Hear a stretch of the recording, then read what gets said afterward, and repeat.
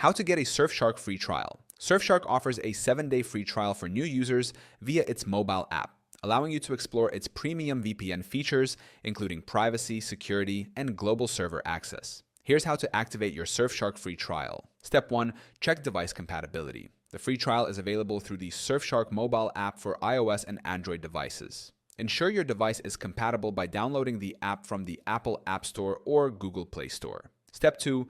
Download and install the Surfshark app. Search for Surfshark in your device's app store. Download and install the app. Step 3. Sign up for an account. Open the Surfshark app and select Start Free Trial. Enter your email address, password. Agree to the terms and conditions to proceed. Step 4. Activate the free trial. Add a valid payment method, credit, debit card, or PayPal. You won't be charged during the trial.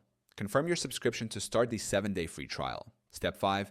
Use Surfshark's features. Explore features like access to servers in multiple countries, secure browsing with encryption, unblocking geo-restricted content, streaming services, multi-device support. Use the same account to set up Surfshark on other devices, such as desktops, laptops, or smart TVs. Step 6. Cancel before the trial ends, if needed.